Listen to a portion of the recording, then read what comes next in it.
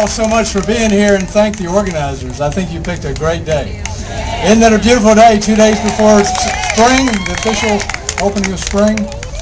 This winter, let's call it the winter of our discontent. Not only did we have snow and bad weather and cold weather, but we had a budget which was absolutely awful. And you know it, of course. I love these signs here.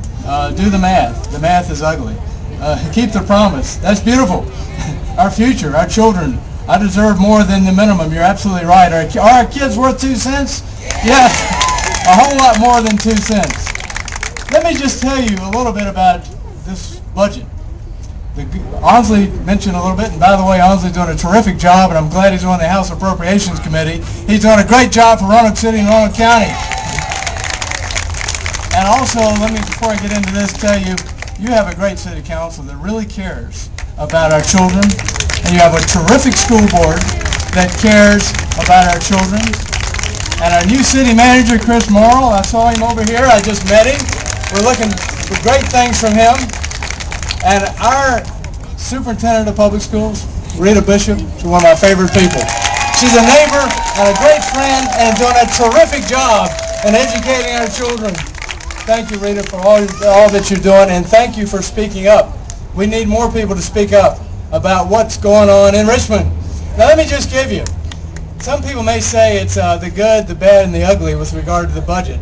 The good, well, that probably should be, it's a little better than it might have been, which is really bad and ugly. This past December, our former governor, Kane, introduced the budget. After cutting $4 billion in the last 2 years, he put in the best budget he could. It only cut $2.3 billion more in the 2-year budget. But what he did was to say, we're not going to continue the Gilmore car tax cut. We're going to use $1.9 billion in the 2-year budget for public education and health care and public safety. And so he would cut only $2.3 billion, which is enormous. But then the new governor comes in. And the new governor, people said, well, what is your budget? And for a while he waited and waited and waited.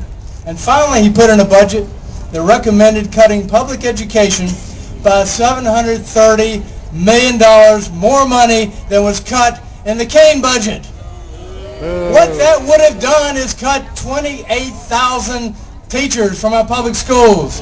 28,000. You know, in the last 20 years or so, we've built a tremendous public education system in Virginia. We've preschool, we've expanded that.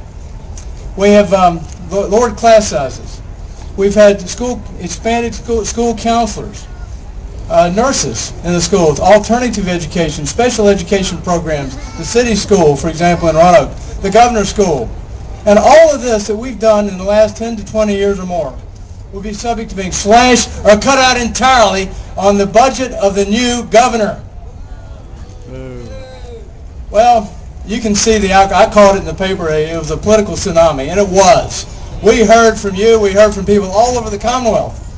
But the trouble was, there's also a House of Delegates that agreed with the governor. And the budget came in from the House of Delegates would have cut 20% of public education since 2 years ago.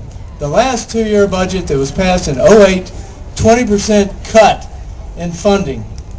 The Senate, being saddled with not having the Gilmore car tax money available to you for public education, said, well, let's do the best we can. And the Senate budget, I told you it was going to be the good, bad, and the ugly. The Senate budget, by comparison, was actually good. Only cut 15%. And the final budget was 16%. So the Senate conferees, I have to pat them on the back, and I think Onsley would agree, they did as good a job as possible. But that means 147 teachers from Roanoke schools being cut. It means cutting a lot of programs. Now, ladies and gentlemen, I understand political philosophy. I understand we want to keep taxes down. I understand we want to be efficient as we can. But, you know, at some point, are we really going to take a local tax cut, which is the $1.9 billion going back to localities for the Gilmore car tax cut, are we going to take that over the future of our children? I don't think so. Are we going to take that over public education, over our schools, over what is in the best interest of the future of this Commonwealth. At some point, it's not a matter of political philosophy anymore. At some point, it's a matter of character. That's right. It's a matter of responsibility. That's right. It's a matter of standing up for what is right, and it's a matter of standing up for the future of our children and the future of this Commonwealth. And by that standard, this General Assembly failed. It failed you, it failed our children, and it failed the future of the Commonwealth of Virginia. That's right. And it matters that you're here. It matters that you're here to voice your concerns. And I assure you, what you're doing today will be heard in Richmond. Will it be heeded? I can't tell you that. But it will be heard. And when you and others like you continue talking, continue expressing your views, continue saying, we want to be responsible, just like the greatest generation was responsible. When they came back from winning the war, Brenda, you know all about this. Yes, our veterans, they came back and they created the best society in the history of mankind. Are we going to let that collapse? No. Are we going to move forward and become responsible citizens and build a Commonwealth that we can be proud of? Dr. Martin Luther King gave his life, not just for equality for all people, but he understood education was a foundation for equality. With education, you can destroy ignorance.